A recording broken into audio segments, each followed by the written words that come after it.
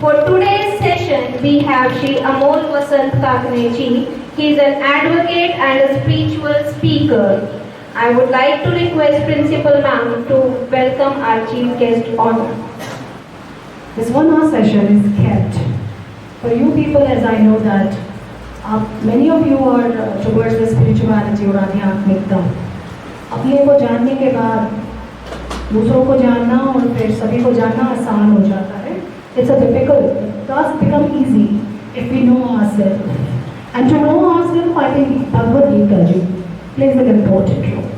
So in 1 hour session, we will try our level best that we could give you some very insightful inputs, mindful, insightful inputs, जो कि आपको मदद कर सकता है अपने आप और बाहर की चीज़ों को जानने के लिए और उनसे डील करने के लिए. तो श्रीमद् भगवद गीता का चैप्टर 16 क्या कहते हैं उसके अंदर प्रभु, क्या है हमारे लिए उसके अंदर छुपा हुआ इतिहास, हमारे लिए कुछ स्पिरिचुअल वैल्यूज. तो आज अनु जी हमारे साथ हैं. मेरा प्रणाम सबको. और मैं Hema ma'am principle of this school को थैंक करना चाहूँगी. We have been planning this seminar for a long time, but today it is materialized. So आध्यात्मिक सेमिनार है, तो आध्यात्मिकता में थोड़ा सा तो मेडिटेशन होना चाहिए. तो हम लोग 1-2 मिनट मेडिटेशन करेंगे, ठीक है? आपको सभी को यहाँ पे कॉन्सेंट्रेट करना है, कपाल के बीच में, घुटने में, यहाँ पे. And the point of light situated in the center point of the forehead.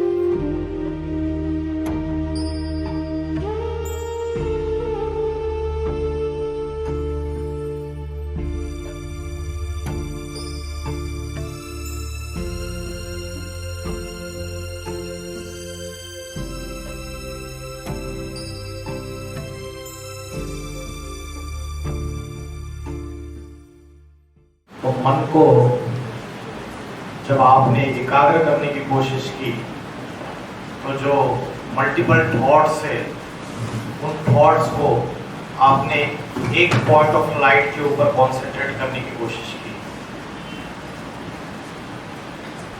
तब जिनके मन में 2 मिनट में बहुत ज्यादा थॉट्स आ रहे थे, मल्टीपल थॉट्स आ रहे थे, एक के पीछे एक, तो ज्यादा थॉट्स आ रहे थे, तो समझिए हमारा मन बीमार है. आपको खुद को एसेस करना है कि मेरा मन कितना बीमार है. और जब तक आप अपने आप को कॉन्सेंट्रेट करने का अभ्यास नहीं करोगे, और सबसे अच्छा समय कौन सा है मन को एकाग्र करने का, विल पावर बढ़ाने का और आत्मशक्ति बढ़ाने का, सबसे अच्छा समय कौन सा है? ब्रह्म मुहूर्त का समय है. सवेरे 2 बजे से लेकर 4:45 बजे तक का समय है. भगवत गीता में बोला है, या निशा सर्वभूतानाम यस्याम जागृति संयमी. जो पुरुष अपनी इंद्रियों को और मन को कंट्रोल में करने का अभ्यास करते हैं, सेल्फ कंट्रोल करने का अभ्यास करते हैं, वो प्रातः समय जल्दी उठते हैं. बाकी मनुष्य के लिए वो रात्रि है. तो आज हम सबके लिए समय दे रहे हैं, लेकिन अपनी मेंटल हेल्थ और अपनी जो स्पिरिचुअल हेल्थ है उसके लिए हम कोई समय नहीं दे रहे. फिजिकल हेल्थ के लिए तो बहुत अच्छा समय देते हैं हम, छोटी सी बीमारी आई तो डॉक्टर के पास जाते हैं, अच्छा डाइट लेते हैं, ड्राई फ्रूट्स खाते हैं, शरीर सुंदर दिखना चाहिए, ब्यूटी पार्लर जाते हैं, जिम जाते हैं, सब कुछ करते हैं हम। और शरीर के जो हमारे संबंधी है उनके पालन पोषण के लिए भी हम समय देते हैं। तो फिजिकल बॉडी और फिजिकल बॉडी से कनेक्टेड उसके संबंधी हमारा सवेरे से लेकर रात तक का कंसंट्रेशन सिर्फ वही है। अपने खुद के लिए हम कोई भी समय नहीं देते हैं। तो मेंटल हेल्थ और स्पिरिचुअल हेल्थ आज हमारी कंप्लीटली बिगड़ रही है कि हम दुखी है, अशांत है। आज करोड़पति है, अरबपति है, जिनके पास बहुत संपत्ति है, वो भी दुखी है। रियल पीस एंड हैप्पीनेस साधनों से मिलता है क्या? जो साधन हम इकट्ठा कर रहे हैं उससे क्या सच्ची सुख शांति मिल रही है? से सच्ची सुख और शांति नहीं मिल रही है। तो एक बात को हम भूल रहे हैं कि हमारे अंदर की जो डिवाइन क्वालिटीज है, जो डिवाइन वर्च्यूज है हमारे आत्मा के अंदर के, वो डिग्रेड होते जा रहे हैं। जिसको हम बोलते हैं मोरल वैल्यूज डिग्रेड हो रहे हैं। ये मोरल वैल्यूज मतलब डिविनिटी है। आपके सभी के अंदर, हमारे सभी के अंदर देवत्व है। और द्वापर युग कलयुग में हमारे आत्मा के अंदर इम्प्योरिटी आकर अभी उसमें डेमोनिक ट्रेड्स बढ़ते चले जा रहे हैं। मतलब राम और रावण की युद्ध हमारी आत्मा के अंदर ही चलती रहती है, अच्छाई और बुराई। और मैक्सिमम जीत बुराई की होती है। आज कलयुग में, कलयुग में दो दोष बताए, अन्न दोष और संग दोष। जैसे खाओगे अन्न वैसे बनेगा मन, और जैसे पियोगे पानी वैसे होगी वाणी। अन्न का मन से कनेक्शन है, लेकिन आज हम भूल गए। हमें लगता है अरे ये क्या बातें हैं, कौन से जमाने की, बाबा आदम के जमाने की बातें कह रहे। 5 स्टार होटल में खाओ, रेस्टोरेंट में खाओ, ठेले ये रेडियो पे खाओ, कुछ भी खाओ। लेकिन जो व्यक्ति जो 5 स्टार होटल में खाना बना रहा है, उसके मन में अगर खाना बनाते वक्त गंदे विचार चल रहे, वैश्यावृत्ति के विचार चल रहे, किसी को मारने के हिंसात्मक विचार चल रहे, क्या पता उसके परिवार में क्या झगड़ा है, उसका समाज में क्या रोल है। अगर ऐसे विचार चल रहे हैं और उन विचारों के चलते हुए अगर वो खाना बना रहा है, वो डिलीशियस डिश प्रिपेयर कर रहा है उसमें मसाले डालकर, लेकिन क्या उसके आंखों से, हाथों से वाइब्रेशन नहीं निकल रहे? और उन वाइब्रेशन का असर उस भोजन के ऊपर नहीं हो रहा है क्या? आज से 500 साल पहले तुलसीदास जी ने बोला था, झूठे लेना, झूठे देना, झूठे भोजन, झूठ चबेना। 100 साल पहले लेन देन झूठा हो गया। लेन देन मतलब व्यापार, सब जगह झूठापन। 500 साल पहले उन्होंने देखा। आज क्या हालत है? आज नहीं है। इंस्टीट्यूशन में झूठ नहीं बोला जाता है। बड़े ही छोटी छोटी बातों के ऊपर बार बार झूठ बोलते हैं, तो छोटों को क्या, बार बार झूठ बोलते हैं हम। व्यापार झूठा हो गया, आचरण झूठा हो गया, और खान पान भी झूठा हो गया। तो जब हमारे मन के अंदर घड़ी घड़ी गुस्सा आ रहा है, एग्रेसिव हो रहे हैं हम, माइंड बैलेंस में नहीं रहता है, माइंड डिस्ट्रैक्ट होता रहता है, अलग अलग लोग याद आते रहते, मल्टीपल थॉट्स चलते रहते, छोटी छोटी बातों पे डिप्रेशन आता है, टेंशन आता है, स्ट्रेस आती है, चिंताओं से सताए हुए रहते। तो उसका मूल कारण क्या है? उसका मूल कारण है हमारी मन की शक्ति जो है वो कमजोर होती जा रही है, और उसके ऊपर हम ध्यान नहीं दे रहे। हमारी जो मोरालिटी है, डिवाइन क्वालिटीज है, वो कमजोर होती जा रही है, वो डिग्रेड होती जा रही है। शास्त्रों में बोलते हैं कि स्वर्ग और नरक, तो हम समझते हैं स्वर्ग किधर ऊपर है, नरक किधर पाताल में नीचे है। लेकिन स्वर्ग और नरक इसी दुनिया की बात है। इसी दुनिया में राक्षस भी है और इसी दुनिया में देवात्माएं भी है। जो राक्षस को दिखाया, बड़े बड़े सिंह दिखाते हैं, बड़े बड़े सिंह, उसका क्रूर स्वभाव दिखाते हैं और बहुत गंदे कर्म करने वाला दिखाता है। तो ये राक्षसी वृत्तियां क्या आज मनुष्य के अंदर नहीं है? महाभारत में दुर्योधन दुशासन दिखाया, एक द्रौपदी दिखाई, उसका चीर हरण कर रहे हैं। आज लाखों करोड़ों द्रौपदियों का चीर हरण हो रहा है। क्या परिवार के अंदर चीर हरण नहीं हो रहा है? अभी सुप्रीम कोर्ट में केस चल रहा है, चेक कर सकते हो, मैरिटल रेप। और ढेर सारी महिलाओं की समस्या है ये जो हिंसा हो रही है, ये राक्षसियत, हैवानियत नहीं है। जो जोर जबरदस्ती किए जाते हैं, अत्याचार, बलात्कार, उसको बलात्कार ही कहेंगे। लेकिन गवर्नमेंट के पास ताकत नहीं है आज की डेट में मैरिटल रेप को रेप करके ऑफेंस डिक्लेयर करे करके। डोमेस्टिक वायलेंस के ढेर सारे केसेस चल रहे, कोर्ट भरे हुए, डिस्ट्रिक्ट कोर्ट, सभी जगह जाओ, ढेर सारे मैटर्स बढ़ रहे। कारण क्या है? परिवार टूट क्यों रहे? परिवार टूट इसलिए रहे हैं, न्यूक्लियर फैमिलीज इसलिए हो रही है क्योंकि पवित्रता खंडित हो गई, सहन शक्ति कमजोर हो गई, समाने की शक्ति कमजोर हो गई, सहयोग करने की शक्ति कमजोर हो गई, टीम वर्क। आज आप एक इंस्टीट्यूट में एज ए टीचर काम करते हो तो यहाँ भी टीम वर्क की जरूरत है, यहाँ भी सहन करने की शक्ति जरूरत है, पावर ऑफ टॉलरेंस। यहाँ भी समाने की शक्ति जरूरत है। आपके कलीग्स में किसी के अंदर कोई अवगुण रहेगा, कोई कमी रहेगी, कोई खामी रहेगी, उसको ये नहीं आता है, वो नहीं आता है, तो आप क्या करते हैं, हम क्या करते हैं, नेचुरली हम एक दूसरे की खामियां देखते रहते हैं, हमारे अंदर उसको समाने की वृत्ति नहीं रहती। और ये सारी की सारी क्वालिटीज जो है, सहन करने की शक्ति, जीवन में जो अलग अलग चैलेंजेस आते हैं उसको सामना करने की शक्ति, निर्णय करने की शक्ति, परखने की शक्ति, सहयोग करने की शक्ति, ये सारी आत्मा की शक्ति है। और आत्मा की तरफ तो हम ध्यान ही नहीं देते हैं। और आत्मा बनती कैसे है? शास्त्रों में बोला है मन रेव आत्मा, मन बुद्धि ही आत्मा है। और हमारे माइंड और इंटेलेक्ट को आज हम क्या फीडिंग दे रहे हैं? हम क्या फीडिंग दे रहे हैं उसको? जैसे शरीर को हम फीडिंग देते हैं, अच्छी फीडिंग देंगे, अच्छा डाइट देंगे तो हेल्दी बन जाएंगे। मन और बुद्धि को हेल्दी बनाने के लिए हम क्या फीडिंग दे रहे हैं आज की तारीख में? जो पढ़ाई जाती है स्कूल, कॉलेज, यूनिवर्सिटीज में, या हमारे भी बच्चों को जो पढ़ाई जाती है वो भौतिक ज्ञान है, उसको बोलते हैं सेकुलर एजुकेशन, फॉर्मल एजुकेशन। क्या उससे कैरेक्टर बिल्डअप हो रहा है? क्या उसमें मोरल वैल्यूज इंक्रीज हो रहे? साइंस ने, मॉडर्न साइंस ने इतनी टेक्नोलॉजी डेवलप कर दी, इंटरनेट टेक्नोलॉजी आई, रोबोटिक्स टेक्नोलॉजी आ गई, आर्टिफिशियल इंटेलिजेंस आ गया, आपके 7 स्टार होटल्स बन रहे, मॉल्स बन रहे, क्या क्या टेक्नोलॉजी इंप्रूव हो गई।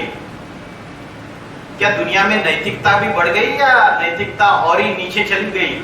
पापाचार बढ़ गया या पापाचार कम हो गया? क्या हो गया? मॉडर्न साइंस आने से सुख शांति मिल गई सभी को।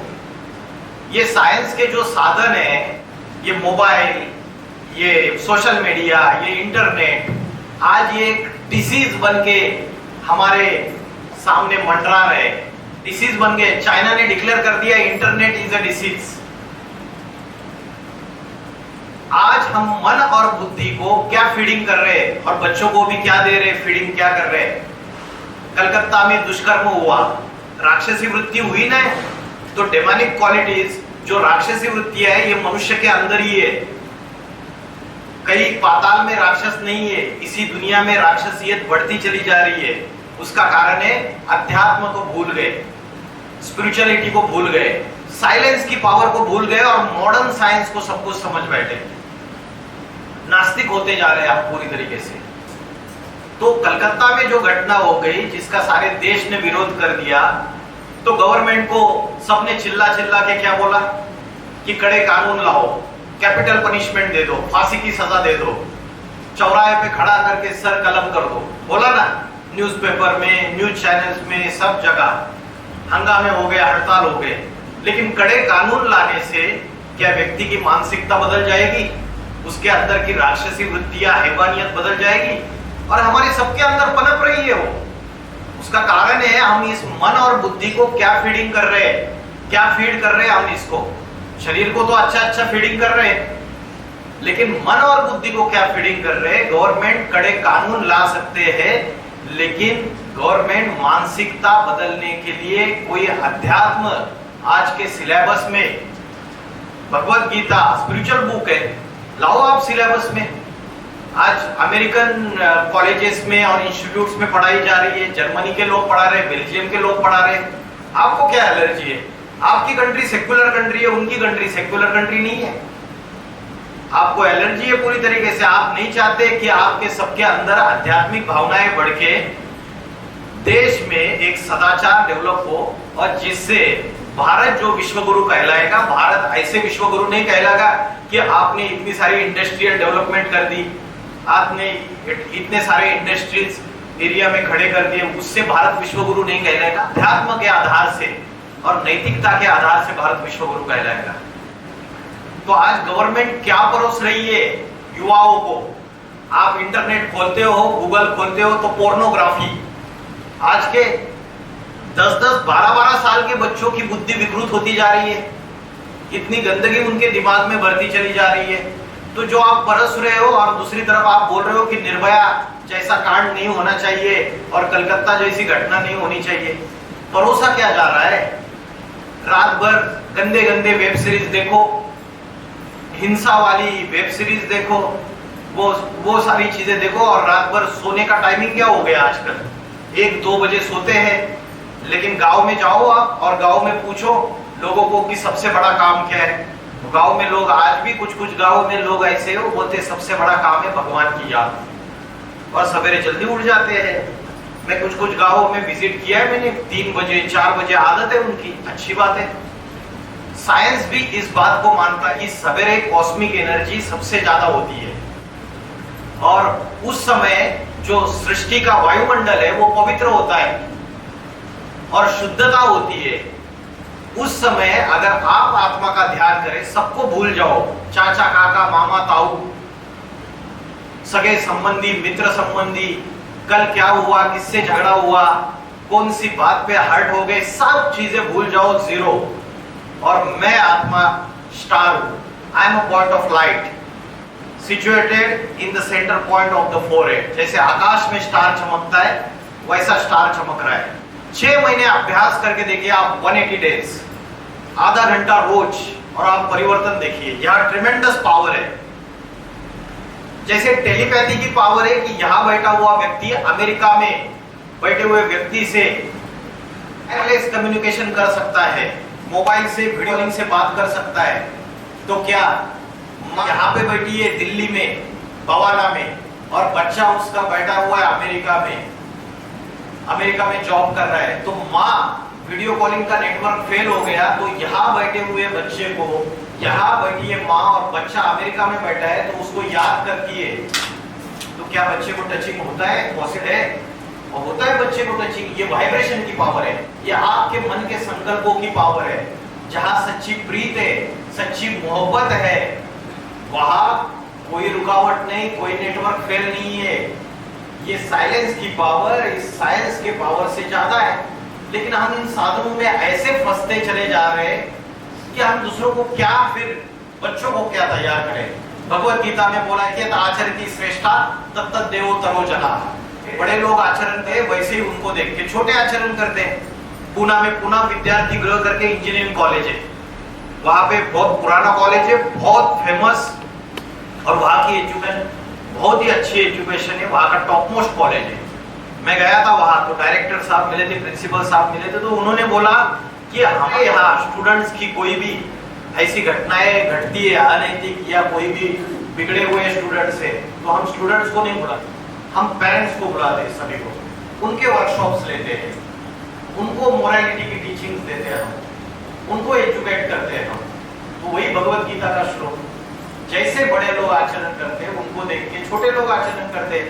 आज घर पे जाने के बाद पिताजी के पास अलग मोबाइल, वाइफ के पास अलग मोबाइल, बच्चों के पास अलग मोबाइल। आज हम किसी से कम्युनिकेट नहीं करना चाहते हैं, हमारे वाइब्रेशंस, हमारे मन के संकल्प एक दूसरे से मैच नहीं खा रहे, और उसकी वजह से कलह क्लेश है। कलयुग का अर्थ क्या है? कलयुग का अर्थ है कलह क्लेश का युग। कलह क्लेश माना झगड़ा कंटा। तो घर घर में आज दुख अशांति, उसका मूल कारण है आत्मज्ञान को भूल गए, स्पिरिचुअलिटी को भूल गए, और ये डेमोनिक ट्रेड्स जो वेस्टर्न फिलॉसफी और वेस्टर्न कल्चर को हम एडॉप्ट कर रहे हैं, उसके वजह से हमारे अंदर ये डेमोनिक क्वालिटीज बढ़ते चली जा रही है।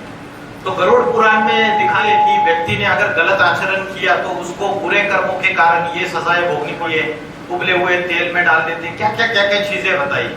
लेकिन मैं प्रैक्टिकल बताऊंगा आपको, शास्त्रों में जो कहानियां बताई उसके गहरे अर्थ है। ये नरक की दुनिया और ये जो गरुड़ पुराण में सजा है ये यहाँ की बात है, ऐसे कोई अलग से कोई नरक नारकीय दुनिया नहीं है। ये कलयुगी नारकीय दुनिया बन गई है पूरी तरीके से, और नारकीय यातनाएं सभी भोग रहे हैं अपनी, कोई कम कोई ज्यादा, जिसके जैसे कर्म है। तो भगवत गीता में बोला कि दो ही category, there are only two categories. एक तो इस विश्व में, इस संसार में दो ही कैटेगरीज है, एक है देवता और दूसरी है राक्षस। बस इन दो कैटेगरीज में डिवाइड कर दिया। अभी मुझे तो बताया नहीं भगवत गीता में चैप्टर नंबर 16 श्लोक नंबर 6, सिर्फ देवता और राक्षस। इसका मतलब ये है जब डिवाइन क्वालिटीज गायब हो जाती है तो मनुष्य ही राक्षस कहलाता है। तो ये जो दो कैटेगरीज है, 4 युगों का चक्र, जैसे वाटर साइकिल होता है, रिपीट होता रहता है वाटर साइकिल। क्या होता है कि बादल जल से भर जाते हैं, फिर बरसते हैं, वो पानी समुद्र में जाता है, नदियों में जाता है, वो भाप बन के ऊपर उठता है, फिर से बादल भर जाते हैं, फिर से। तो ये जल चक्र जैसे रिपीट होता है, वैसे इस सृष्टि का चक्र भी रिपीट होता है। रात के बाद दिन, ऋतुओं का परिवर्तन रिपीटेशन होता रहता है, वैसे सृष्टि का चक्र भी रिपीट होता है। 4 युग कौन से 4 युग? 4 युग कौन से? Satyug, Tretayug. Satyug is golden age, Tretayug is silver age, Dwapar Yug is copper age, और कलयुग इज आयरन एज। ये 4 युग है। और कलयुग पापी कलयुग, तो कलयुग रात्रि के समान है। रात्रि में क्या होता है? अंधकार होता है। क्या होता है रात्रि में? अंधकार, डार्कनेस। तो अभी कलयुग में, कलयुग अगर रात्रि है, it is just like a night, तो अभी कौन सी डार्कनेस है?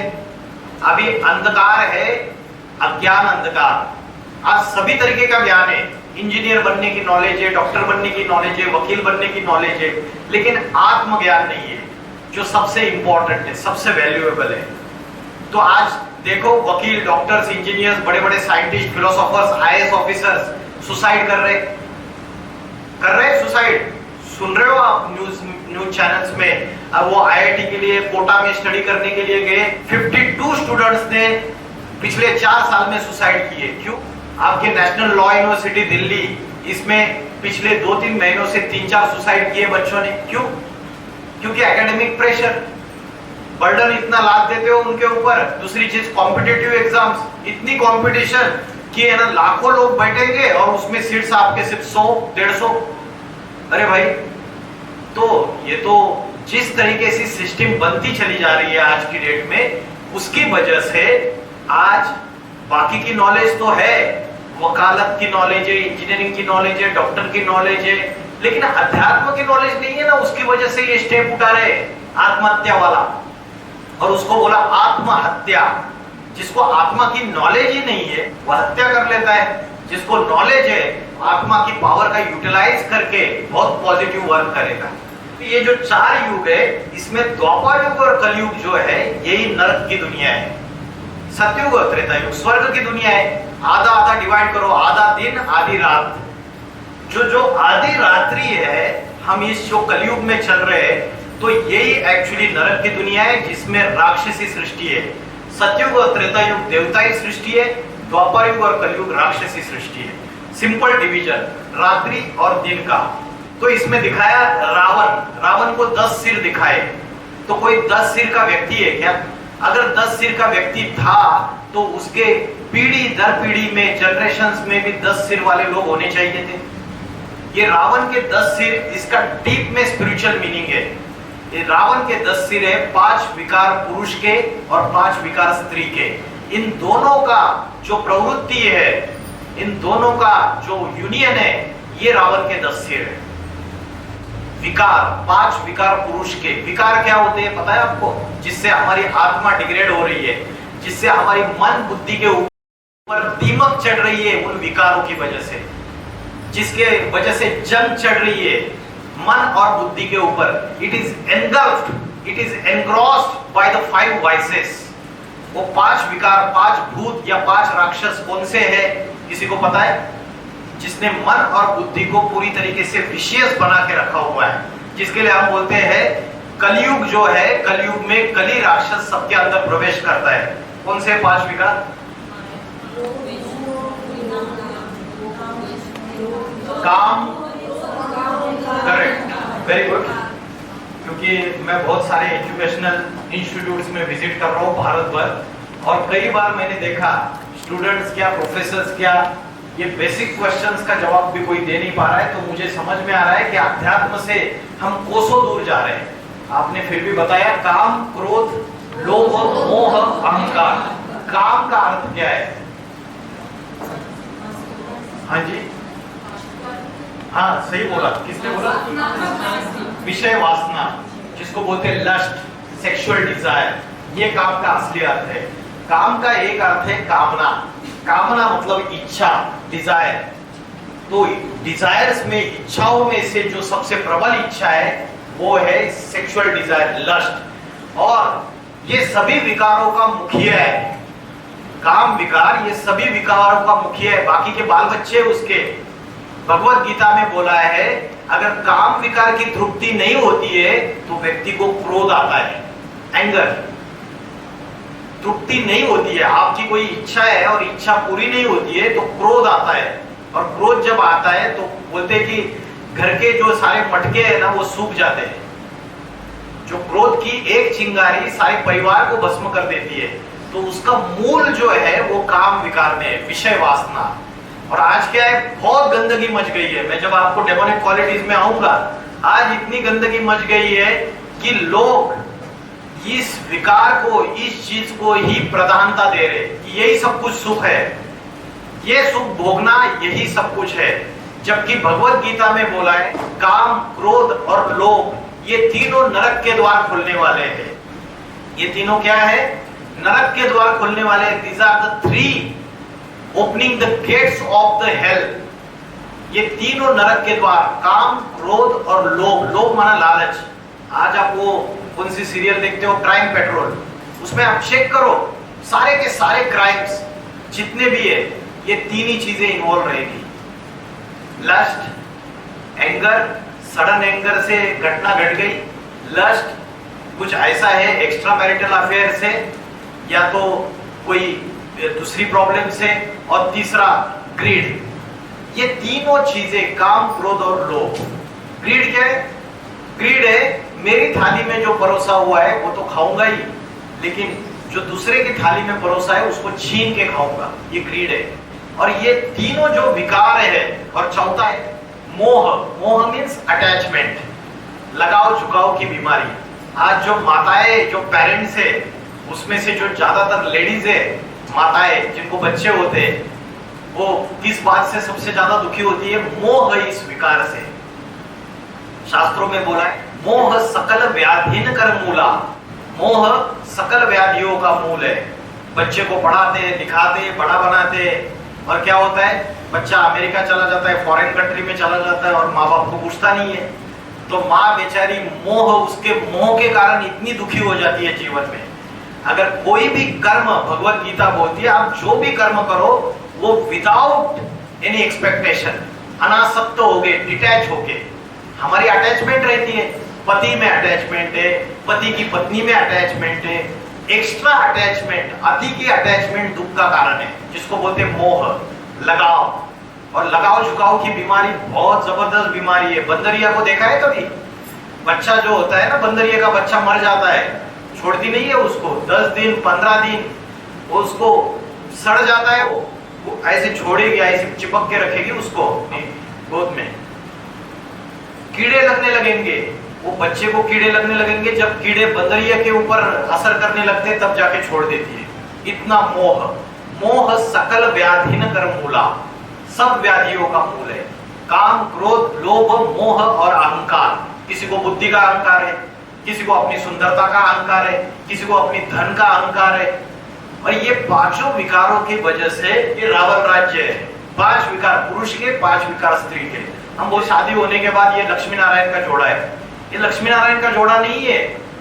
जहां संस्कार टकरा रहे हैं आपस में, टेम्परामेंटल डिफरेंसेस है, वो लक्ष्मी नारायण का जोड़ा कैसे हो सकता है? लक्ष्मी नारायण के मंदिर इतने दिव्य भव्य बनाए, वहां जाके हम माथा टेकते हैं। इस कारण माथा टेकते हैं, उनके अंदर की पवित्रता, उनके अंदर के संस्कारों का मिलन नारायण और लक्ष्मी के।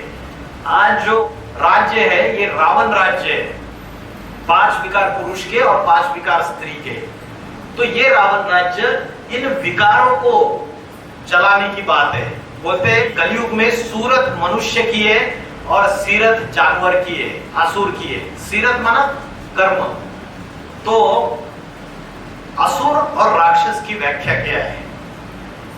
असुर और राक्षस जो दूसरे को दुख देता है, सिंपल डेफिनेशन, तन से, अपने कर्मों से, मन से, वाचा से, वाणी से जो दूसरों को दुख देता है अपने वाइब्रेशन से, वो असुर है। रावण का अर्थ बताया शास्त्रों में, रावयते इति लोकाः, जो लोगों को रुलाता है वो रावण। आज आप में से कोई दुखी है बहुत, तो जिस व्यक्ति के वजह से दुखी है वो रावण है। हमने शास्त्रों में जो कथाएं बांधी उसके प्रैक्टिकल पाठदारी यहाँ बैठे हुए हैं सारे के सारे। रावयते इति लोकाः, जो लोगों को रुलाता है वो रावण। तो दैवी गुण और राक्षसी गुण, दैवी गुण मतलब हाई कॉन्शियस स्टेज और राक्षसी गुण मतलब लोअर कॉन्शियस स्टेज। अभी ये कॉन्शियसनेस क्या है? कॉन्शियसनेस क्या है, कोई बता पाएगा मुझे? एक है फिजिकल बॉडी और एक है फिजिकल बॉडी को चलाने वाली शक्ति। फिजिकल बॉडी को चलाने वाली जो शक्ति है उसको क्या बोलेंगे हम? क्या बोलेंगे? ब्रेन। मैडम ने बोला ब्रेन, लेकिन ब्रेन भी एक फिजिकल ऑर्गन है। चेतना, चेतना दूसरा उसको प्राण शक्ति बोलते हैं, या उसको और एक शब्द है एनर्जी, या उसको और एक शब्द है आत्मा, या उसको और एक शब्द है बीइंग। जैसे हम बोलते हैं human being, human means human skeleton and being means energy. ये दोनों का कॉम्बिनेशन है।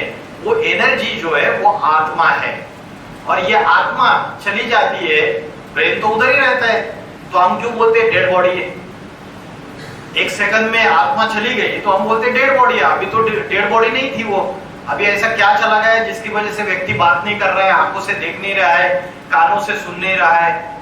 तो वो जो प्राण शक्ति है वो आत्मा है, और उस आत्मा का ध्यान करना हम भूल गए। हम फिजिकल बॉडी को ही सब कुछ समझ के बैठे, और फिजिकल बॉडी को सब कुछ समझ के बैठने से हमारी जो कॉन्शियसनेस है, वो हमारी जो एनर्जी है वो नीचे चली गई, जिसको बोलते हैं शास्त्रों में या अध्यात्म में उसको बोलते हैं पतन। क्या बोलते हैं? पतन, डिग्रेडेशन। और बोलते हैं पतित पावन सीताराम। इसका अर्थ है पतित मतलब पापी, नीचे गिरा हुआ। पतित की डेफिनेशन है ये, अगर इंस्ट्रूमेंट है ये छोड़ दिया मैंने, ये नीचे गिर गया। जो नीचे गिरा हुआ है वो आदमी बड़ा नीचे गिरा हुआ है, वो गिरा हुआ इंसान है। गिरा हुआ इंसान मतलब उसने ऐसा क्या किया जिसकी वजह से आपने बोला गिरा हुआ इंसान है? पतन माना बुद्धि का, माइंड का जो कंसंट्रेशन है वो उत्तमांग में न होके, श्रेष्ठ इंद्रियों में न होके, नीचे की इंद्रियों में होना, उसको बोलते हैं डिग्रेडेशन। शक्ति का अदब पतन। आपने कभी सुना है कि लोग बोलते हैं कि है ना, अगर यहाँ कुंडलिनी शक्ति होती है, यहाँ अगर कुंडलिनी शक्ति जागृत हो गई तो आप कोई एकदम फाइनल डिविनिटी, देवत्व को प्राप्त कर लिया। तो बुद्धि का यहाँ कॉन्सेंट्रेशन, और बुद्धि अगर आपकी उसके नीचे की इंद्रियों में कॉन्सेंट्रेट कर रही है। आज हमारा बुद्धि का कॉन्सेंट्रेशन सभी का किस अंग के पर ज्यादा है कंपेयर टू, जहां से मूत्र और मल विसर्जन करते हैं उन अंगों के ऊपर बुद्धि का कॉन्सेंट्रेशन ज्यादा है। और वो बुद्धि का कॉन्सेंट्रेशन वो जिन अंगों के ऊपर है, वो अंग नीचे है या ऊपर की ओर है? श्रेष्ठ इंद्रिय है या भ्रष्ट इंद्रिय है? वो भ्रष्ट इंद्रिय है। 5 इसको बोलते हैं सेंस ऑर्गन्स, ज्ञान इंद्रिया, आंख, कान, नाक, जिह्वा, त्वचा, और उसके नीचे कर्मेंद्रिया। तो हमारी मन और बुद्धि अगर टॉप मोस्ट जहां राजा बैठता है, जिसको उत्तमांग कहते हैं, यहाँ अगर हम बुद्धि का कॉन्सेंट्रेशन करते हैं, बार बार अभ्यास करते हैं, यहाँ पे अगर सारे मन के विचारों को एकाग्र करते हैं, तो हमारी कॉन्शियसनेस हायर हो जाएगी, उठेगी। हायर कॉन्शियसनेस मतलब देवत्व, डिविनिटी, और लोअर कॉन्शियसनेस बुद्धि का कॉन्सेंट्रेशन नीचे जाना माना आसुरी गुण। Demonic threats. तो ये सिंपल डिफरेंस है। तो भगवत गीता में जो अलग अलग चैप्टर नंबर 16 अगर आप ओपन करेंगे, एक्चुअली बच्चों के लिए भी बहुत अच्छा अध्याय है ये चैप्टर नंबर 16। और आप कई स्कूल्स में साउथ में जाओगे ना, ये रटा हुआ रहता है चैप्टर नंबर 16। अभय सत्व संशुद्धि ज्ञान योग व्यवस्थिता दानम दमस्य यज्ञस्य स्वाध्यायस्तपार्जवम। अभय निर्भयता, फियरलेसनेस।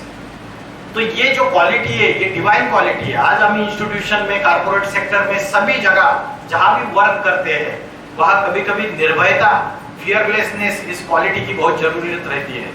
छत्रपति शिवाजी महाराज एक छोटे से जागीरदार के बेटे थे, शाहजी। और शाहजी आदिल शाह के दरबार में काम करते थे। तो आदिल शाह के दरबार में जब शिवाजी छोटे रहते हैं तो उनको लेकर जाते हैं उसके पिताजी। तो आदिल शाह के सामने शाहजी राजे कोर्निश करते हैं, झुक के सलामी देते हैं, लेकिन शिवाजी नहीं झुकते हैं। तो आदिल शाह पूछते हैं कि आपके बेटे को सिखाया नहीं आपने कि कोर्निश कैसे करनी रहती है? तो शिवाजी बोलते हैं हाँ सिखाया है, और वो अपने पिताजी के सामने कोर्निश करते हैं। तो ये निर्भयता का गुण है। दूसरी चीज, एक क्लिप देखते हैं, वीडियो क्लिप।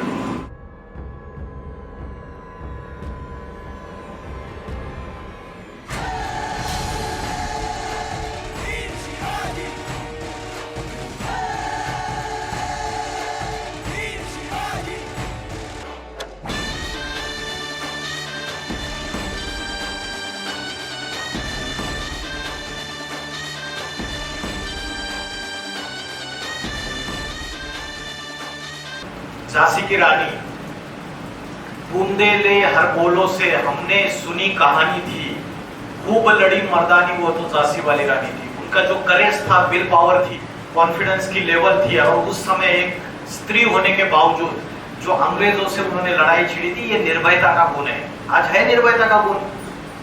कई घरों में, समाज में हम गलत चीजें देखते रहते हैं, गलत हो रहा है, अन्याय हो रहा है, सारा अनजस्टिफाइड हो रहा है, लेकिन उसके बावजूद हमारे अंदर वो निर्भयता नहीं रहती कि हम उसको क्रॉस कर दे। महाराणा प्रताप सम्राट अकबर के सामने कभी भी झुके नहीं, सारे राजपूत राजाएं झुक गए, जंगल में रहे, घास की रोटियां खाई, लेकिन स्वधर्मे निधनम श्रेया परधर्मे भया हुआ। अपने धर्म में जाना अच्छी बात है, लेकिन परधर्म स्वीकार नहीं करना चाहिए। तो निर्भयता एक डिवाइन क्वालिटी है। उसके बाद नेक्स्ट है सत्व संशुद्धि। सत्व संशुद्धि का अर्थ है मन और बुद्धि की सफाई, cleanliness of mind and intellect. घर में रोज 2 बार कूड़ा और कचरा साफ किया जाता है, और फिर वो कूड़ा और कचरा कहाँ डाला जाता है? डस्टबिन में। और डस्टबिन घर में रखते हैं क्या? दूसरे दिन स्वच्छता अभियान की गाड़ी आती है, वहां डिस्पोज ऑफ कर देते हैं, है ना?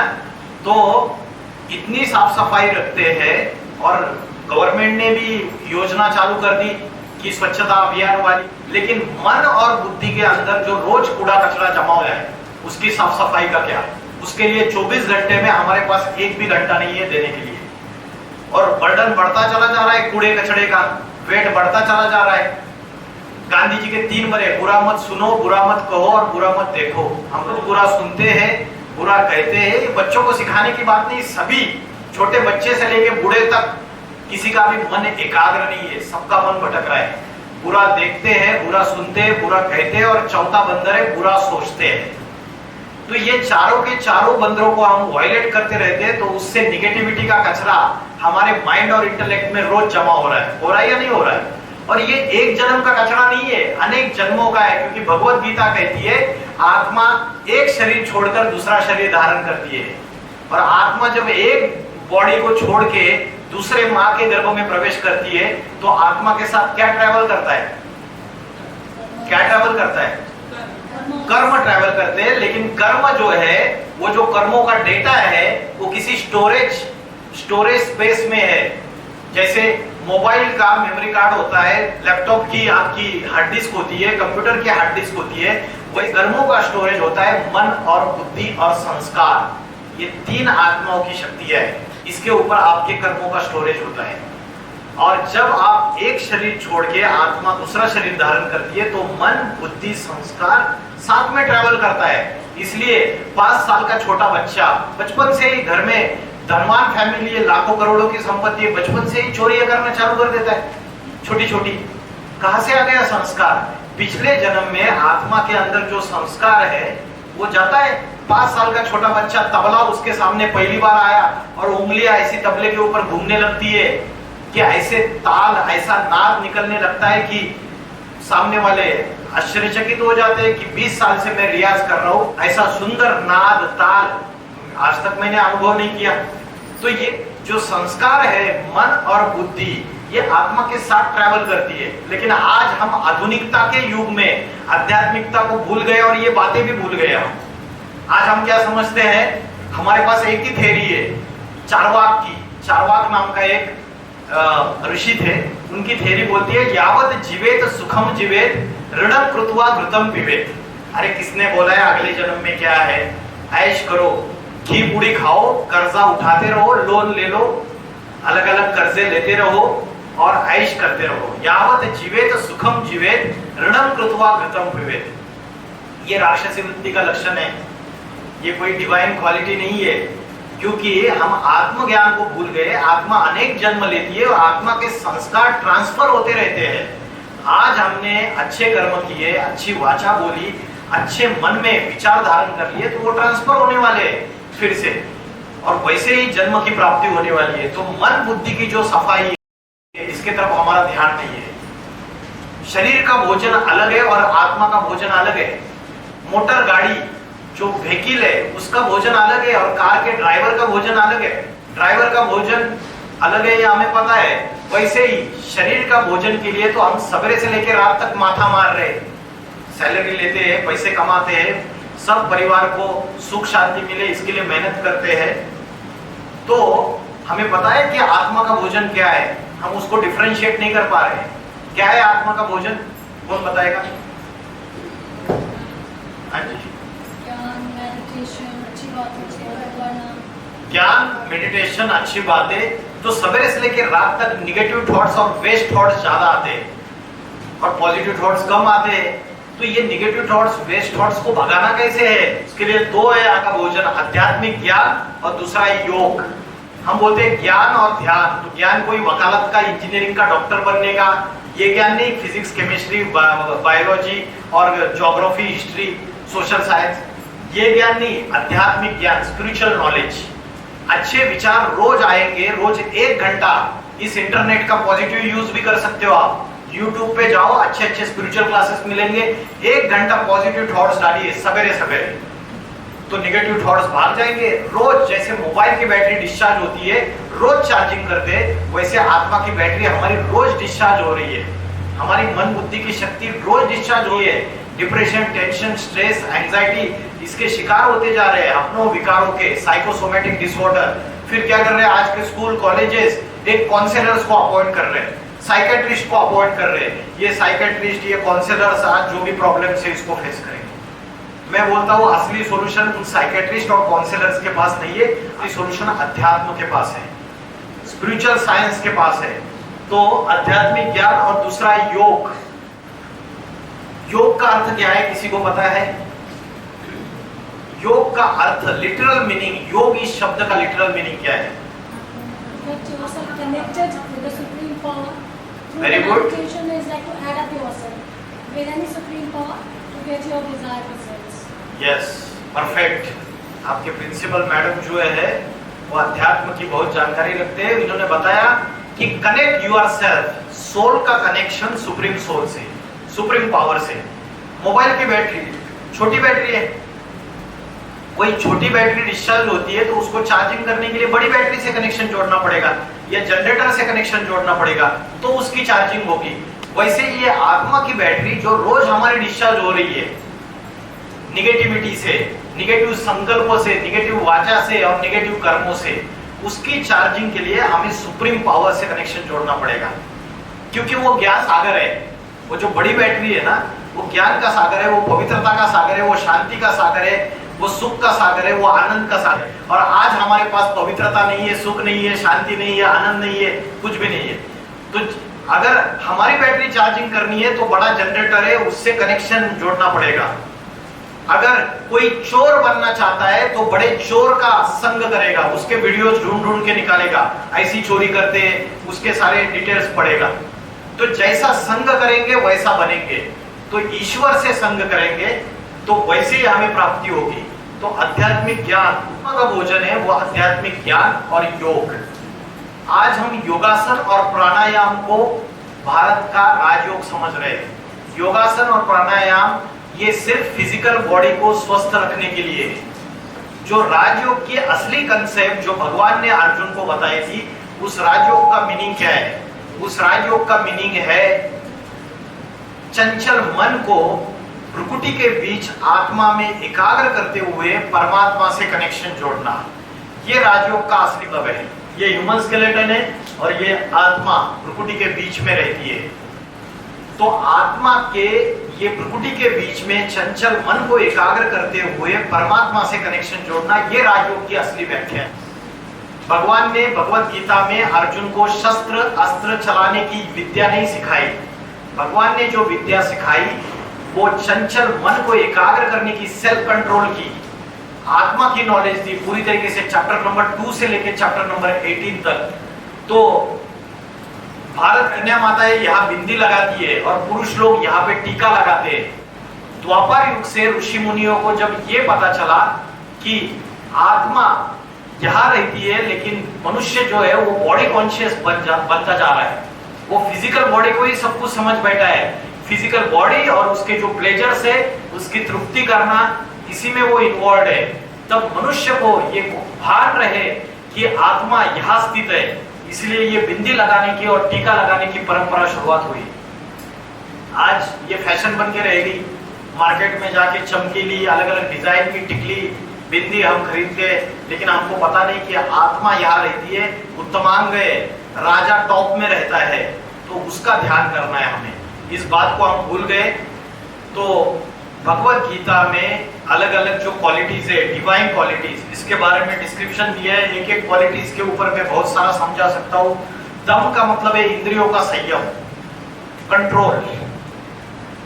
तो जैसे टॉर्टोइज होता है, कछुआ, वो क्या करता है जब जरूरत नहीं तब अपनी इंद्रियों को क्या कर देता है, सिकुड़ के रख देता है। वैसे जो योगी पुरुष है वो अपने मन को और अपनी इंद्रियों को कोई भी कर्म करते हुए कंट्रोल में रखता है।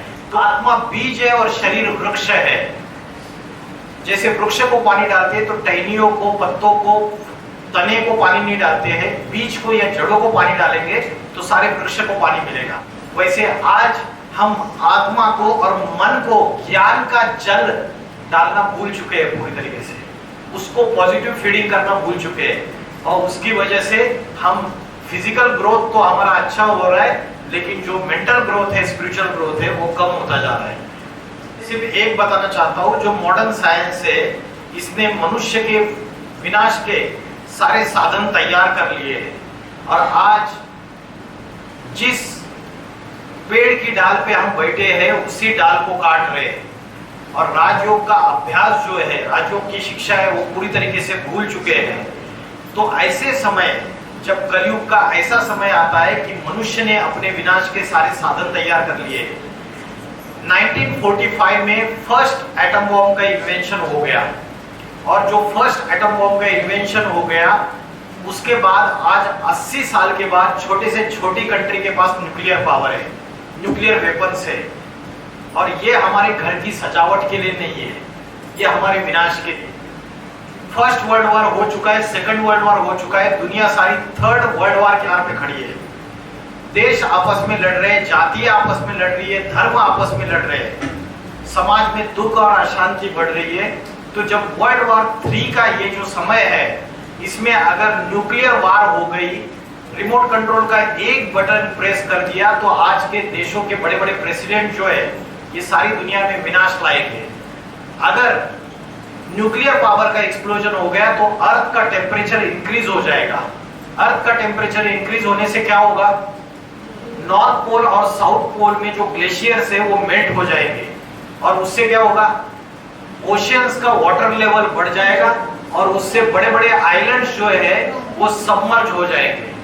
तो आज थर्ड वर्ल्ड वॉर की कगार पे हम खड़े हुए। नेचुरल कैलेमिटीज, अर्थक्वेक, सुनामी, ज्वालामुखी, ये सारे इसलिए है क्योंकि धरती के ऊपर पापों का बोझा बढ़ता चला जा रहा है, एनवायरमेंटल डिग्रेडेशन होती चली जा रही है। और तीसरा है हिंदू मुस्लिम सिविल वार्स, हिंदू और मुस्लिम में दुश्मनी बढ़ती चली जा रही है।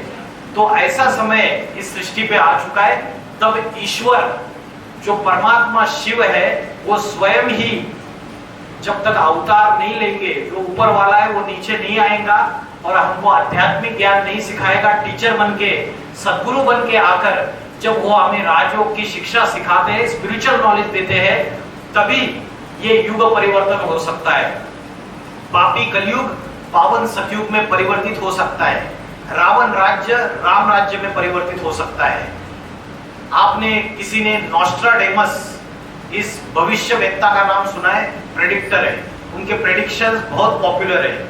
आप गूगल में देखिए नॉस्ट्राडेमस, किरो, किट, Anderson, Jules Verne, Gopinath Shastri, कल्कि पुराण, ये जो भविष्यवेत्ता है, भविष्य मालिका, इन्होंने एक भविष्यवाणी कॉमन की है। 21st सेंचुरी में उत्तर भारत से एक महापुरुष का अवतार होगा। वो महापुरुष योगियों का योगी होगा, वो आत्मा और परमात्मा के ऐसे रहस्य प्रकट करेगा, ऐसी आध्यात्मिक क्रांति लाएगा भारत के अंदर, और ऐसा आध्यात्मिक संगठन तैयार करेगा। वो एक जाति, एक धर्म, एक भाषा, एक राज्य, एक मत स्थापन करेगा और भारत विश्व गुरु कहलाएगा। बड़ी बड़ी महासत्ताएं भारत के सामने नतमस्तक हो जाएगी। और ये जो ईश्वर का कार्य है, ये शुरुआत हो चुका है, जिसको हम बोलते हैं कल की अवतार हो चुका है, हमें पता नहीं है। तो परमात्मा जब इस सृष्टि पर आते हैं, वो बड़े गुप्त रूप में आध्यात्मिक ज्ञान सारी दुनिया में फैलाने की कोशिश करते हैं। हम निमित्त मात्र होके उनका नॉलेज आपको दे रहे हैं। तो मैं सिर्फ एक छोटी क्लिप दिखा के आपको इस सेशन का एंड कर रहा हूँ। ये वीडियो क्लिप आप चेक कर लीजिए, जो मॉडर्न साइंस ने मनुष्य को विनाश के कगार पे लेके गए। अगर भूकंप हो गए तो बड़ी बड़ी जो बिल्डिंग्स है मेट्रोपॉलिटन सिटीज में, वो ताश के पत्तों के जैसे नीचे गिर जाएगी।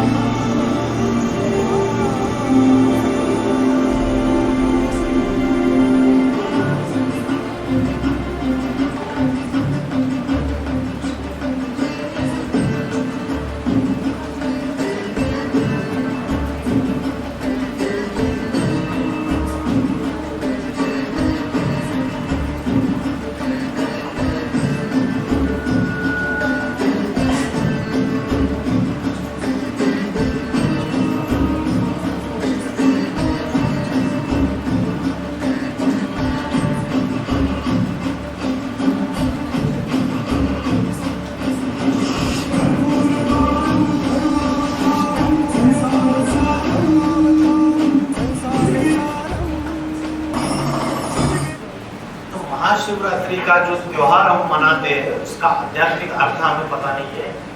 महाशिवरात्रि, रात्रि शब्द का प्रयोग क्यों किया और महारात्रि ऐसा क्यों बोला? राम का जन्मदिन रामनवमी के रूप में मनाते हैं, कृष्ण का जन्मदिन कृष्ण जन्माष्टमी के रूप में मनाते हैं, लेकिन शिव जब इस धरती पर अति साधारण मनुष्य शरीर में अवतरित होते हैं, तब दुनिया में पापी कलयुग की रात्रि फैली रहती है।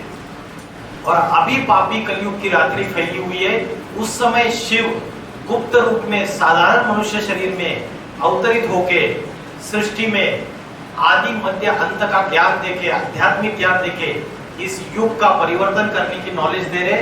अभी युग छोटा बच्चा नहीं है, थोड़ा सा बच्चा है। जैसे आज कोई पेशेंट को वेंटिलेटर पे रखा रहता है, जब वो अंतिम सांसें गिनता है, वैसे ये सारी दुनिया आज वेंटिलेटर पे अंतिम सांसें गिन रही है। और भारतवासी जो है वो कुंभकर्ण की निद्रा में सोए हुए हैं। उनको पता नहीं है कि ईश्वर अति साधारण मनुष्य शरीर में इस सृष्टि पर अवतरित हो गए। हम मंदिरों में, मस्जिद में, सब जगह, चर्च में, गुरुद्वारों में धक्के खा रहे हैं, लेकिन ईश्वर चैतन्य रूप में आके इस दुनिया का सुधार करता है। आज कोई पॉलिटिशियन, कोई क्रिकेटर, कोई फुटबॉल प्लेयर या कोई अभिनेता इस दुनिया का पापों से परिवर्तन करके पावन सृष्टि तैयार नहीं कर सकता। आध्यात्मिक ज्ञान लाके मोरल वैल्यूज बढ़ा नहीं सकता। ये काम स्वयं ईश्वर ही कर सकता है। इतना बोलकर मैं रुकता हूँ। ओम नमः शिवाय। This session has been kept not to promote this particular school of thought. India is a secular country. You have all your religions to follow. you all have your minds to follow, hearts to follow. And nothing, it's just a free of cost. The vision of the school would always remain the same. We would love to inspire you, would love to give you a good thought of food so that you can do wonders everywhere, with the child, at home, everywhere. I think, yeah, the session was short, but I think good enough and right enough to at least sort out some of your queries in your mind and to give some positivity to you when you work and live in this materialistic world with many people around. So सामने वाला कैसे react कर रहा है, उसके साथ कैसे तन्मयता समन्वयता बिठानी है, बैलेंस बिठाना है, कैसे काम करना है, कैसे रहना है, ये सब बातें हमें डेली कचोड़ती है. What is the right way? ज्ञान का तो कोई लिमिट है नहीं. आपकी इच्छा है, आप किसी को भी फॉलो. गुरु नानक जी आए, जैनिज्म, महावीर, बुद्धिज्म, श्रीमद् भगवद गीता की बात कर रहे हैं. सबका एक ही तरफ indication होता है. So the preaching of such kind and to call a sir on this podium was, I think, much required. Did you? So hoping all your festival will start at a right and good note and positivity. So this session was for that from Srimad Bhagavad Gita. So thank you all for being here. Thank you so much.